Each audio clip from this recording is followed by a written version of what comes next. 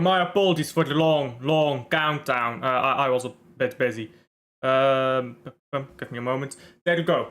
So, Mang Derby. I've done preview upon preview at this point, but there's literally nothing else to talk about. So, you know what? My Mang Derby preview, my proper preview in the normal style that I do these previews. Let's just get started. Big up to him already in chat. Hello, how are you? And let's just get started here. Now, by the way, in the title you might have noticed, yes, Ait-Nouri has suffered another injury. We'll talk about that in a bit. But this is my preferred 11. Not what I predict to happen. We'll get to that in a bit. But this is what I prefer to be happening. With Gusenov at right back, Diaz, Gvardiol. In centre back, Gvardiol is back from injury. Just play him. Just play him. If he's back, we need him. It's okay to depend on your players, on your big players in must-win games right after an international break when they're back from injury. But, like, if we play against Burnley and Gvardiol is feeling like tightness or anything, don't play him. But for this game, we must win it. There's no two ways about it. Just start Gvardiol, in my opinion. So, Gvardiol Diaz, not Stones, because first of all, his fitness is iffy. And second of all, I do think Diaz is better, but again, I'll come around to that. Gusenov is not playing centre back either, because maybe you can have Gvardiol Gusenov. But I want Gusenov to be my right back, because he's our only solid defensive option there. If O'Reilly pushes up and this goes into a back three, I'm comfortable with this back three. If this is, for example, Nunez, I'm not comfortable with Nunez in that back three. So that's why it's gonna be Gvardiol Diaz for me. Now, even if Stones was completely fit, I'd still go with Gvardiol Diaz. Because, and no, Stones can't do right back, by the way. I don't know why people want John Stones at right back. He's not fast enough anymore. He's lost pace. Listen, he's in his 30s. He's picked up a lot of injuries. He was never rapid to begin with. He can't do that right back role for me. So it's gonna be Gvardiol Diaz. The reason why I pick Diaz is because I think in the box, Diaz is still better than John Stones in this area. When it comes to this area, I think John Stones and Diaz both give something different. Diaz is going to win the ball back, get the ball forwards, pick up the clearances, get Man City moving. Whereas John Stones, I guess he passes the ball nicely, but even then, does he even do that at such a high level anymore? And don't tell me, oh well, he did it against Wolves. Well, yeah, with all due respect, Wolves isn't exactly that big of a team at the moment, are they? So, I just think Diaz, in general, here he's better, here he is better. Even on transition, Ruben Diaz is better. And here's the thing, yeah? People always comment of, Ruben Diaz does nothing on transition. But that's wrong. Ruben Diaz is there. Every time we get countered, Ruben Diaz is there, but he's usually lagging behind a bit. John Stones is not there to begin with. Ruben Diaz gets back and tries to defend, he's just not quick enough to do it. If you have a fast centre back and a fast right back to cover the pace for Diaz, to slow the game down and give Diaz time to catch up, now Diaz is contributing. John Stones, he takes longer to get back. He really does. So for me, it has to be Diaz. I really prefer Diaz over John Stones, especially because Diaz is also more match fit. Match fitness matters, I think, when you go into a big derby right after the international break, and Diaz is not as injured, which for this game, maybe game by game basis, that doesn't matter.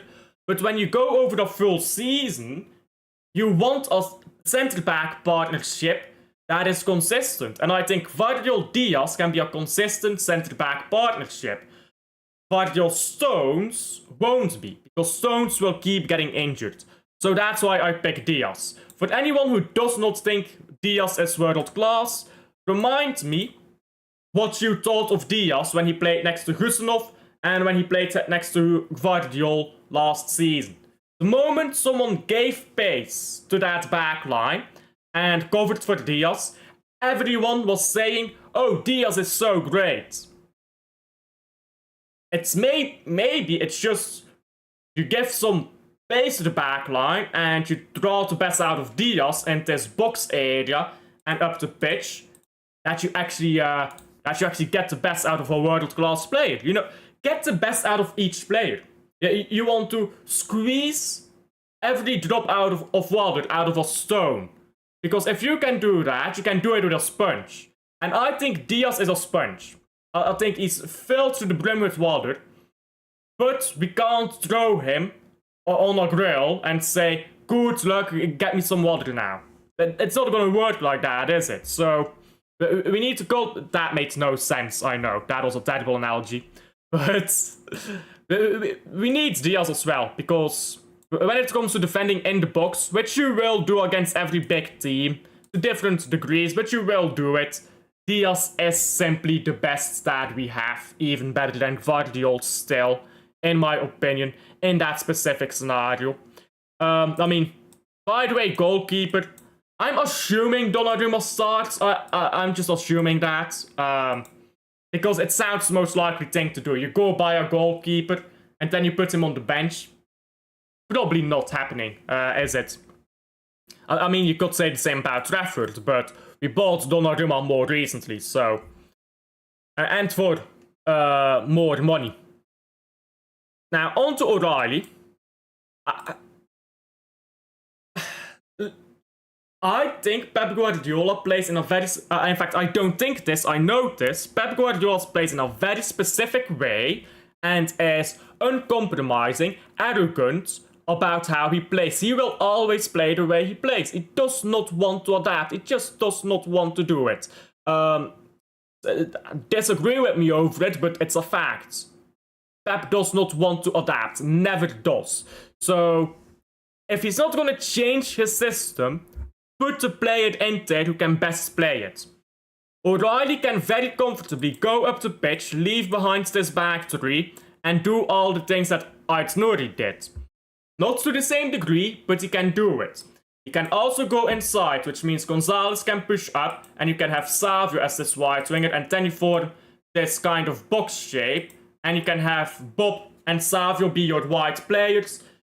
O'Reilly can do this. I mean, O'Reilly can push up and be this inside player into box, this inside forward, I guess. O'Reilly can do all of these things. Aki, very good defensively, probably better than O'Reilly, but is he gonna step into midfield here? No. Is he gonna push up? No. Is he gonna go on the wing? No. He's not gonna do any of that. Husanov will not do that either. So I do think O'Reilly has to play simply by metric of how Man City plays. I don't think that's a logical way to solve the way Man City plays, unless you go and play Matheus Nunes or Nathan Aki, not even Aki, or Rico Lewis. And are we playing Matheus Nunes and Rico Lewis at this point? Not for me. I don't want Gvardiol left back either, by the way, because if you're playing Matheus Nunes, it means you're playing Gvardiol left back, so then you get this. I mean, that's not an improvement either. So, even if you think Nunes is better than O'Reilly, you're allowed to think that. You're allowed to think that. Gvardiol is better than Husanov.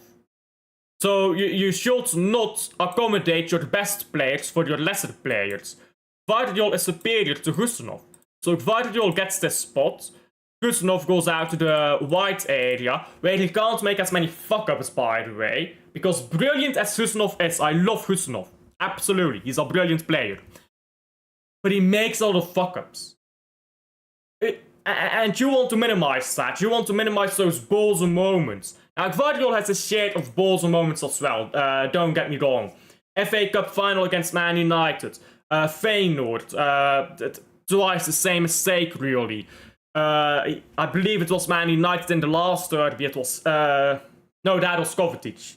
That was Kovacic who gave the ball away. But against Real Madrid, when he let Mbappe just cut inside, it was really poor there from Guardiola. Just was ice skating, going down the wing. Guardiola has his balls and moments, but look at the games that I'm talking about when I'm saying balls and moments. Real Madrid. That's a bit more intense than Chelsea, who finished 4th last season.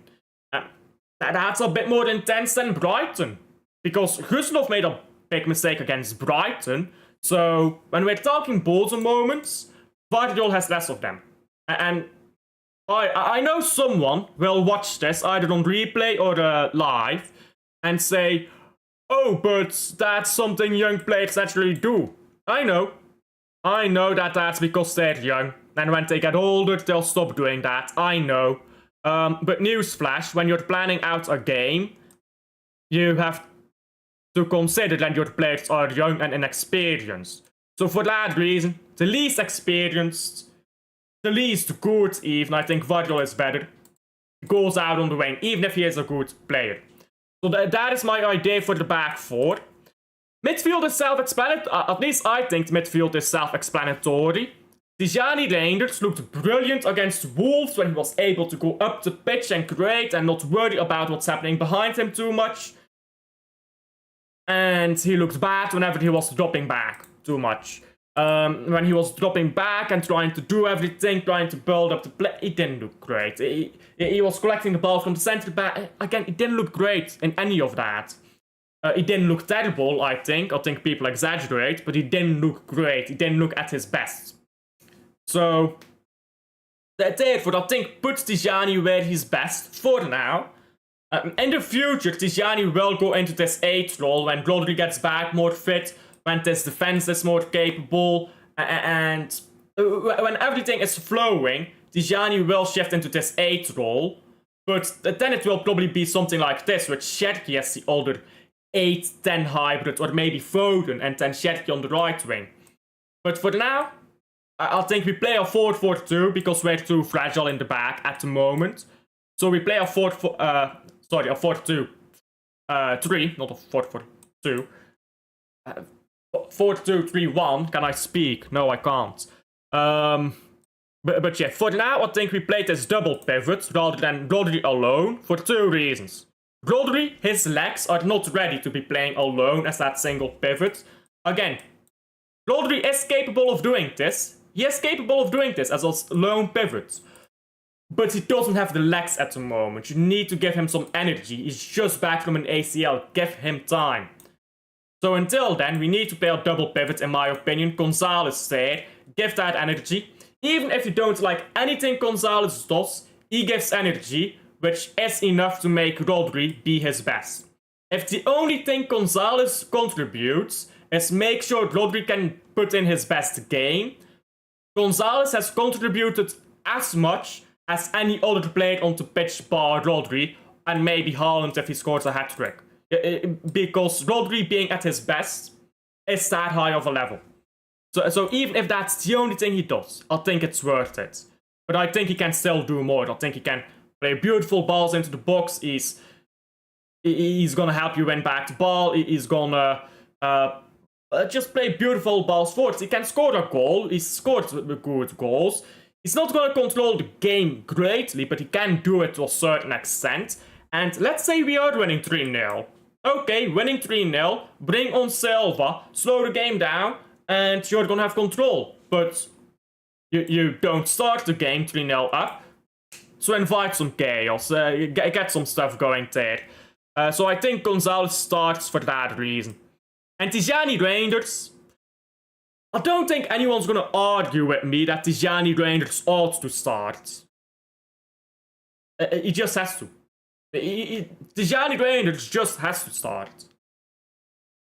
Where he starts, you can debate that amongst yourselves. I think in the 10 in this game, because none of our other creators are fit. Foden is back, but he's not a creative player in the sense he'll create for others, he'll create for himself. Which isn't what we need in this game. and he's not at full fitness either. So he's the only fully fit creator that we have, even if he's not the best. So he has to play in the 10 for me. Again, that's out of necessity. Before I get into the attack, actually, let me go through this chat, because I've been ignoring chat so far. Hello, big up to him, big up. Ajax 1-2-1, and Everton has apparently drawn Aston Villa. Everton is off to a good start, aren't they? Everton off to a good start, there you go.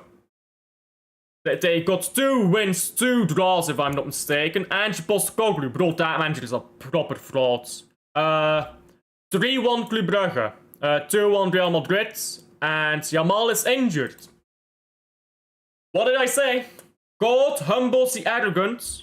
You get too mouthy, you talk too much shit, you're gonna get injured. Maybe that's what happened to Man City. Maxime de Kuyper got injured. He wasn't really arrogant, so that propaganda doesn't last. Big up to those as well. How are you? 3-1 to Ajax in that game. Anyhow. Good, what about you? I'm doing great as well. Oh, I'm doing great as well. Thank you for asking. Anyhow. How to get into my front 3, which I think is going to be the most difficult. I think most people agree that these 3 players need to start. I think most people agree that these 2 players need to start. I think nobody agrees about these 3. Which is ridiculous, by the way. Erling Haaland should be the first name on the team sheet. But people are still discussing, oh, should Haaland start? Is he good enough? We work better with a false 9. Fucking... by the way, people who think we work better with a false 9. How many trebles did we win with a false 9? How many trebles did we win with a false 9? 0. How many trebles did we win with Erling Haaland? 1. So to people saying that we were better with a false 9, go back to the Lyon game in the Champions League. Go back to the Spurs game in the Champions League. You like to remove this from memory to all the false 9 fans out there, but false 9 football was it was the best we could do, not the best possible. And if we had a proper striker in those false 9 seasons, we might have done the treble twice or thrice over. Our team has gotten worse. Haaland is not at fault at that. Haaland is one of the players who's still raising the level. When we go compare Savio and Raheem Sterling, even Marmoush and Raheem Sterling. Sterling is more versatile and superior. David Silva and Gonzalez. We're not going to argue about that. But United of Silva, what he was then and what he is now. Obviously a much greater player. Gundogan, prime Gundogan. Or Nico Gonzalez. Fernandinho or a younger Rodri without injuries who could actually play. Unlike Rodri, who right now is still coming back and who didn't play last season. Prime John Stones next to Prime Diaz with Prime Kyle Walker with Prime Cancelo and De Bruyne. When we look at all these players, Foden before his injury troubles, we had such... in every position, our bench player was better than our starting player. If you look at right wing, we used to have Mahrez. Mahrez is better than any starting right winger for Man City right now. Maybe you can argue Cherki will get there. In fact, I think Cherki will get there. But he's not there yet, plus he's injured. So our bench right winger was better than our starting right winger. And people are trying to blame Haaland for the grades. Our bench fullbacks, Cancelo, and whoever else, sometimes you had Milner, Mendy, whoever else, those were better than what we have now. Zinchenko even was better than Lewis and Nunez. So when your quality degrades in almost every position, don't be surprised that you look worse. But you have to look at position by position, who is better, who is worse. is Haaland as a pure 9 superior to, I don't know, Prime Bernardo Silva or Foden before injuries as a false 9? I think, undeniably, yes. Yeah, undeniably, Erling Haaland is the superior player to go for then, and that's in a pure line system. But people want to look at, oh, we were better then, and then we didn't have Haaland, so Haaland is the problem. This is correlation and causation. For anyone who doesn't understand the difference, I suggest you go to a basic statistics class, really. It's quite pathetic when I see people say, oh, we used to be good, and we didn't have Haaland back then, so we were better with a false 9. It's moronic, it really is. I'm sorry to say it. There is a reason why every single Champions League winning team in the past 15 years has had a striker. There's no... You don't need to do science or tricks to it. Every single Champions League winning team in the past 15 years has had a striker. Why do you think that is? Why do you think Man City, with the best midfield in the world, with one of the best defenses in the world, with some of the best wingers in the world, fucked up constantly into Champions League? Because we didn't have a striker. Worse teams than us were winning Champions Leagues because they had good strikers. People who don't understand that, I really don't know what to say. I really don't know what to say. Erling Haaland will score 30 league goals this season. If we lose games, if we don't win a title despite Haaland scoring 30 league goals, that is not Haaland's fault. If you don't grasp that, I don't know what to tell you. I really don't know what to tell you. So Haaland, yes, is a superior option, and anyone who disagrees, which is a surprising lot of people, I don't know. I really don't know what to say about that. So Haaland for me starts. Unnegotiable. Unnegotiable. Savio and Bob on the wings. Now, I'm doing what Luke is saying. I am leaning into the Luke hype. Big up to Luke, by the way. Not in my lifetime podcast. So, my idea is O'Reilly is going to go into this inside area and he's going to crash the box, which is going to give us another goal scoring threat. We saw last season when O'Reilly crashes the box, he can get a goal. That's my idea, which is why we don't play Aki. We play O'Reilly instead of Aki, so that O'Reilly can go up, crash the box, get a goal, or create space for Haaland to get a goal, and then you keep Savio out on the wing, wide.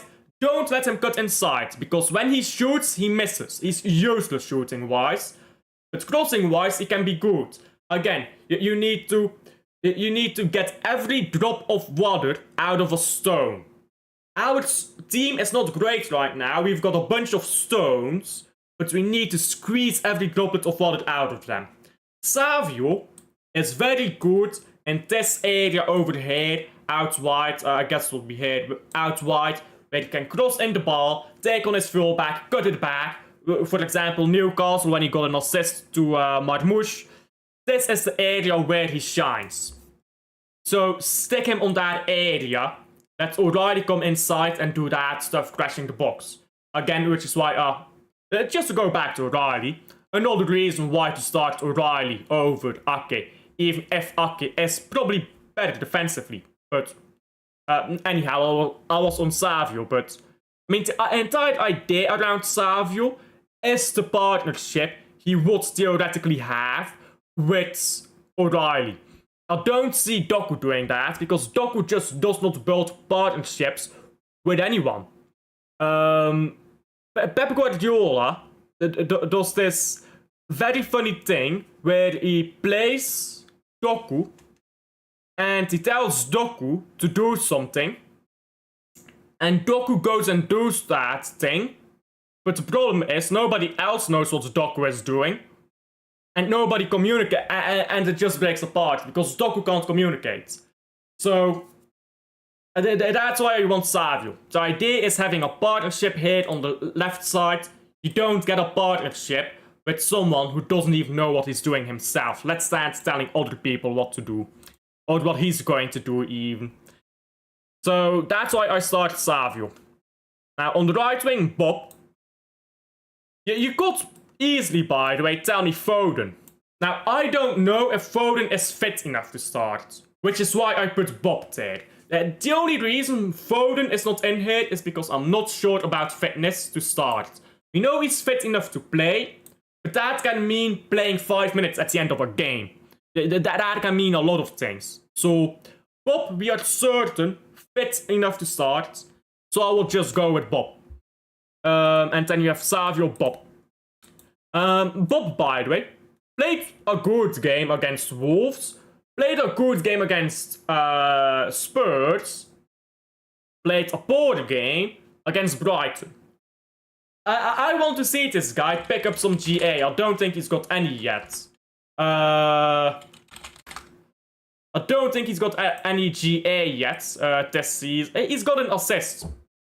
There you go. More output than Doku and Savio usually get. I'm just saying. So, because, I mean, let's assume he plays like 20 games. So, that's like... Not times 5, that's like times 6.5. So that's 6 assists. And then you add his goals on top of that. Let's say he gets 1 goal in 5. He's gonna get more output than Doku and Savio, based on 3 games, which doesn't say a lot. And if we go to say he plays 30 games, which is possible with injuries, he could have 10 assists. And then if he scores like 1 goal every 5 games, or maybe 1 goal every 10 games, that's 3 goals, 10 assists, which is much better than either of our wingers. That's a course I can see Bob running. Again, that's got nothing to do with anything. But I'm just saying, Bob is not a proven player. Bob is not a proven player. But the way people slander him already is also ridiculous. Like, Bob was not the main issue in any of our games. I think against Brighton he was poor. I think against Wolves he was good. I think against Spurs he was very solid. Brighton he was poor. One poor game does not make him a worthless player. But that's the state of our fan base at this point.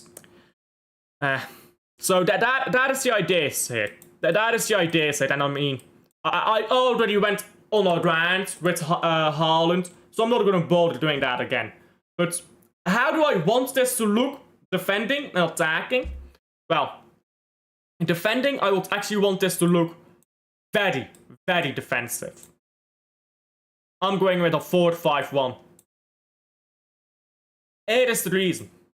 When we are defending, and by the way, this can easily become a 4-4-1-1, which Pep Guardiola has played a 4-4-1-1 quite a lot. For example, Arsenal in the 22-23 Premier League season at Etihad. You remember that 4-1 Arsenal treble season? We played 4-4-1-1 when we were defending that game.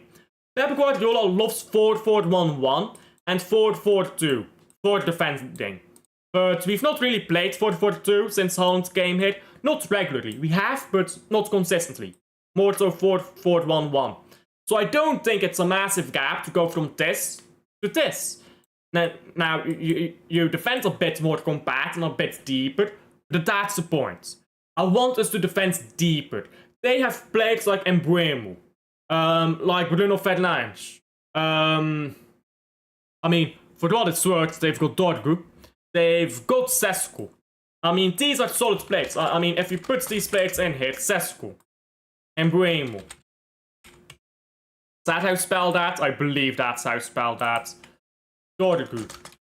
I should have used red, but doesn't matter. And Fernandes. And let's be honest, they're gonna play Kobe Mainu, probably. So this is probably what their attacking side of things will look like when going forward. Their fullbacks might attack a bit, but I'm not too worried about that. These are the main attacking threats of Man United. Pretty quick. Very quick. Guzanov can deal with this guy. So Guzanov can take this guy out of the game. Rodri is not at full fitness, so he's gonna need help. So Rodri and Tijani may be partnered up to take care of Meno. And then Gonzalez is on Fernandes. O'Reilly, Savio, and then probably Guardiola as well, because they're not that great. And I mean, you start to see where the gaps form in this defense. And then Bob is kind of doing nothing. So Bob might have to come here and make a mess. But you can see where the gaps form. If you go to a 4-4-2, that gets even worse. Those gaps get even worse. So if our defense will stop shape right now, I would say 4-4-1-1 on 4-4-2, whatever Pep likes. But that's not the shape our defense is in. And every time we concede a goal, our heads drop. The mentality goes. So just to keep that mentality in there and to just keep that tightness, I would go with a 4-5-1. Now Pep will never play a 4-5-1. He'll play a 4-4-1-1 or he'll probably play a 4-4-1-1 when defending. Not a massive difference, but I do think it matters to just be a bit more compact. I mean, I'm talking to a wall. Pep won't do that. Pep will never do that. I'm just saying what I want to happen as opposed to what will happen. But with that said, if we play this system that I've been talking about, waffling about really, of course at a more professional level, a bit more complicated, I'm not a know-it-all. Some people seem to get offended when YouTubers talk about... Some people get offended when football YouTubers talk about football. It's a weird phenomenon. It truly is a weird phenomenon. But some people get offended over that. Anyhow, I digress. If we play the way I've just lined out, I think we can have a pretty solid start. Now we're looking at the bench. And when I talk about the bench, these are the options we can have. So if you don't know, in the Premier League, you are allowed to have 9 players on your bench. That's the maximum, 9. So you have a starting 11 and 9 bench players. That means that we can actually form a pretty solid bench if we do what I said. Because we look at midfield, Lewis, not a solid option, I'm gonna be honest, but Lewis is there. Lewis is there. He can do something. It's not worthless, but it's not a great option. Silva doesn't add a whole lot, I feel like, in midfield. Other than just control, but there is no point to control if you don't facilitate someone with that control. For example, when Bernardo gives you control, the 60% possession over a game, and then you pair that with a creator like De Bruyne, now you are facilitating De Bruyne through the control Silva offers. But if Silva is only offering you control, and that control facilitates no one, then the control is worthless. So I think Silva, if you're winning a game 3-0, bring him on, game is done. You win 3-0, maybe 3-1, late Bozo. Man City stuff. But you win the game basically if you're winning 3-0 and you bring Silva on. So there is still something there. Trafford because backup goalkeeper. John Stones, assuming he's fit enough, which is a question mark. Assuming he's fit enough to sit on the bench, I mean, because we need centre backs. These are our only real centre back options, and Ake may very well go on left back, so nothing certain there. So a pure centre back, if we can, that'd be great. Now, for attack, I think options is the name of the game. Options, different options. Mukasa, Foden, Nunez, they all offer something different. Nunez is a proven scorer. Not a great scorer, but he's proven to be able to score on occasion. For example, the cross from Doku to Nunez that he tapped in on the far post. or you go to the Carabao Cup where he got a few goals and assists. He can get that output when you put him on the wings. So if we need a goal, put Nunez on. If you lack creativity maybe, or either Savio or Bob have been playing poorly, you can bring on Foden. If you're really desperate, you can always bring on Mukasa. And maybe if you're playing against tired legs and you need to just get the ball in behind against tired legs, then you can go bring on Doku for just to terrorize those tired legs, which I think makes sense. Which is a pretty decent bench, all things considered, to be honest. It's not a good bench, it's not Man City level, but it's not tragic. Like, we've had some tragic benches in the past where we had no options. I feel like the bench I just showed you has options. Not great options, I know, but options. Something to change tactically, even if not quality. Juventus is winning 1-0. Rangers lost again. There you go. They're getting used to that. If this fraud starts, Aki, I don't know. I very strongly doubt that Nathan Aki starts. I doubt he starts, to be honest. Or even plays. Waardeham won 2-0. The assist of Oscar de Bob was against Wolves. Yes, I did say that. Tottenham is playing right now, indeed. Pep is definitely starting Silva regardless of what we want. I mean, we'll talk about that. Real Madrid full time. Goal Bayern München. The closer we get to the derby, the more I realize we are screwed. And the injuries just compiling. It's like a compiling effect, isn't it?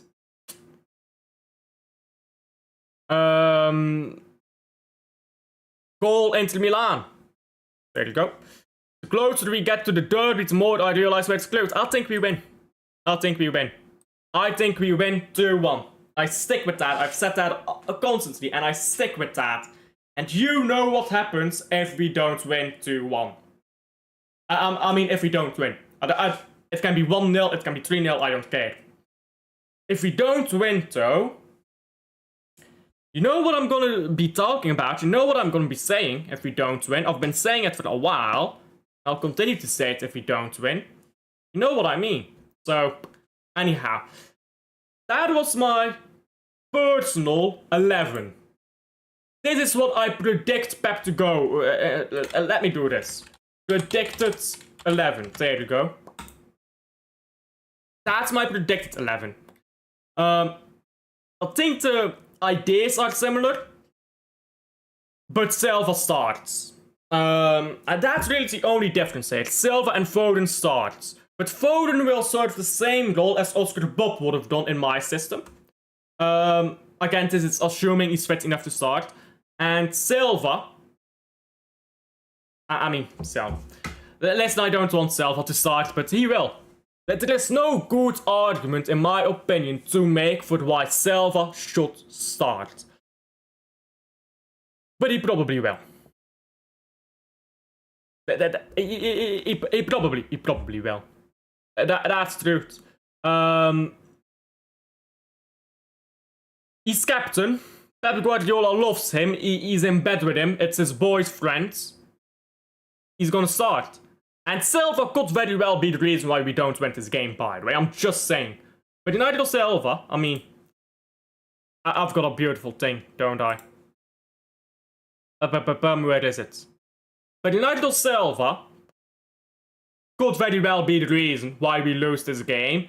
If we start him and we just have control, and we do fuck all with it. If we have all the possession, do fuck all with it, because Pep starts Silva. Long days, but that's a pitfall I see here with starting Silva. I do think Pep Guardiola just has to go for this strong defense. I mean, all four of these players are strong, decently tall, and fast, bar Diaz. I think you have to go with this. We need to stop leaking goals.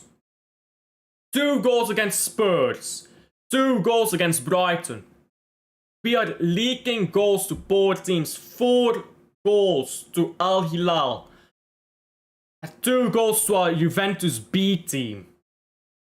The amount of goals we conceded last season, like the 4-0 loss against Spurs and stuff like that, we need to stop leaking goals. Pep surely realizes that and goes with something like this. That is what I'm assuming. So, I mean, the tactics stay the same, though. The tactics stay the same. Maybe Gianni will be less creative and will be more relaxed for Rodri. And I'm assuming Silva too. But for the rest, I do have to go soon, by the way, so I will be rounding up quickly. But for the rest, I do think the tactics stay mostly the same. Now, to round up on.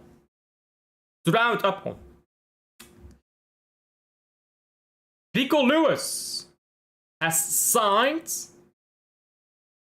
a 5-year extension.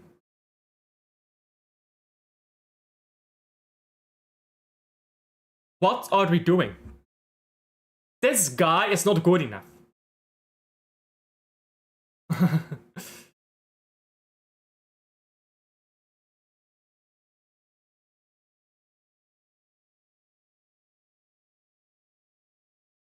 What are we doing? We are signing up Rico Lewis a contract extension. We have Calvin Phillips in our Champions League squad. Whoever decided that Lewis needs a contract extension needs to be fired. I mean it. If Viana made this decision, he needs to be sacked. If Pep made that decision, he needs to be sacked. If that was Soriano's decision, Galdoon's decision, whoever the fuck's decision, sack that man. What are we doing? Bang average midfielder. Forwards out wide as a right back when he's not even championship level right back. And we're signing him up an extension. Because he's one of our own.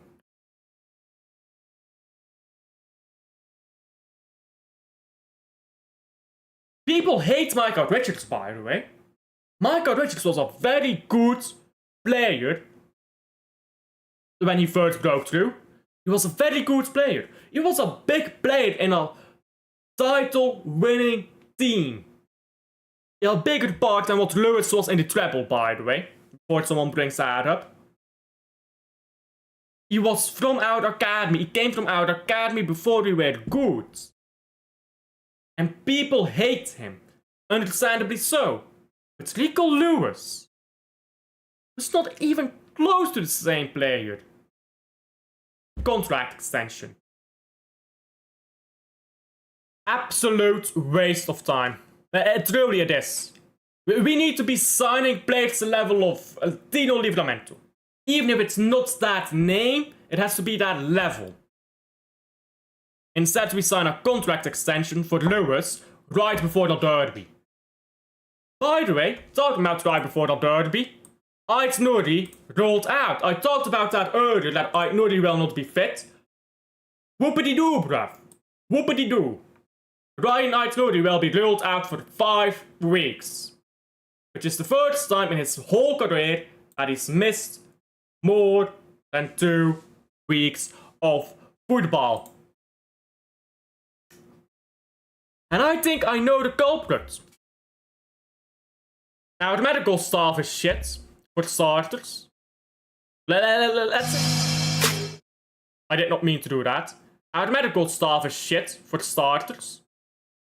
We used to have a really good medical staff, but we decided, fuck that, that's cringe. Now we have a medical staff made of fucking, I don't know, Barbies or something like that. So our medical staff, worthless. And this guy over here, intensity. Liverpool fans were laughing when Pep Lijnders signed for us.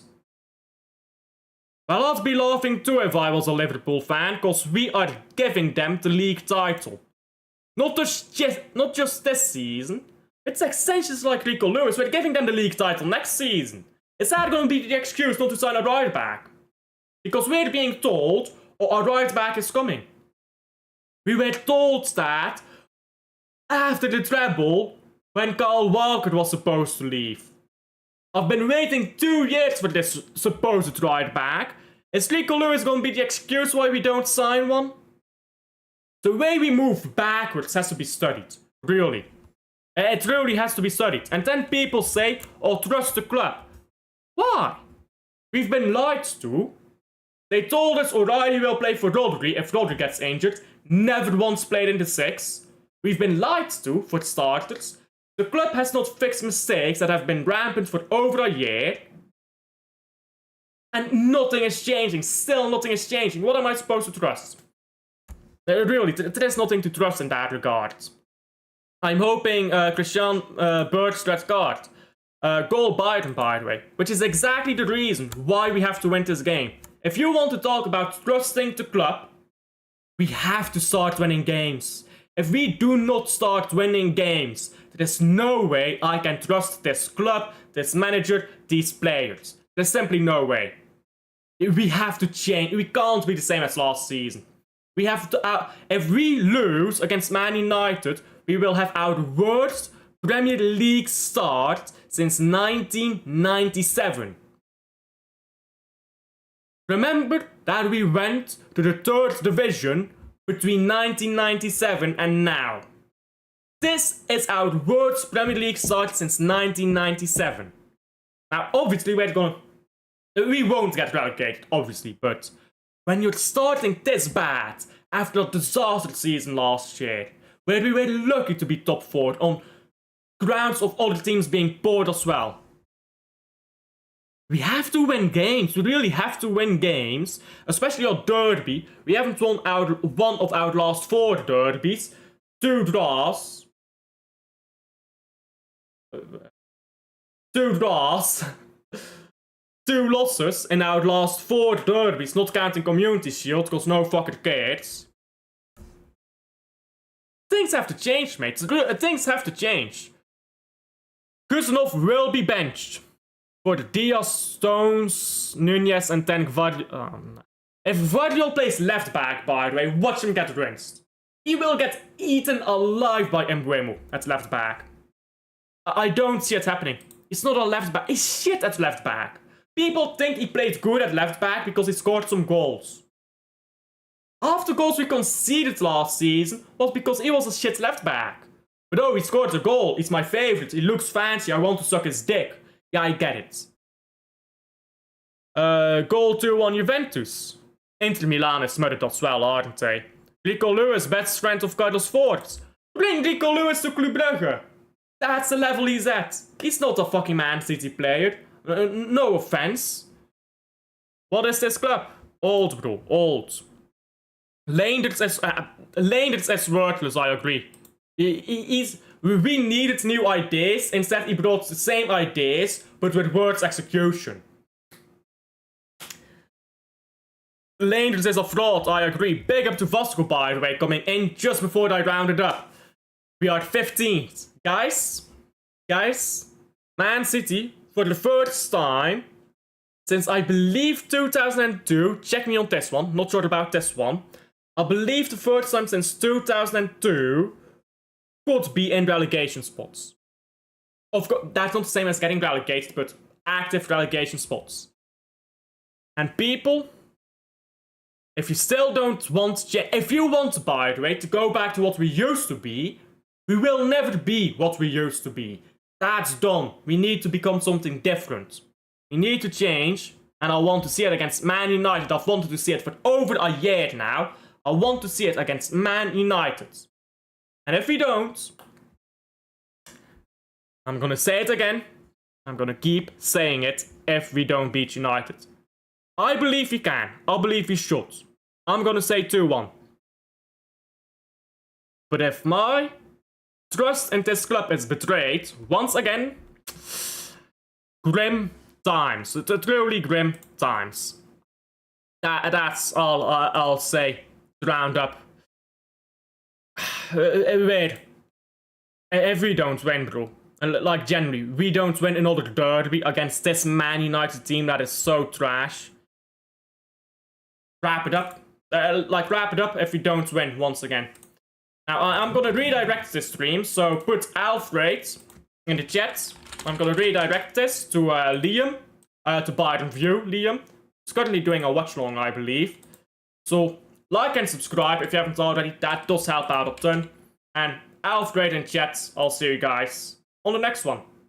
Bye.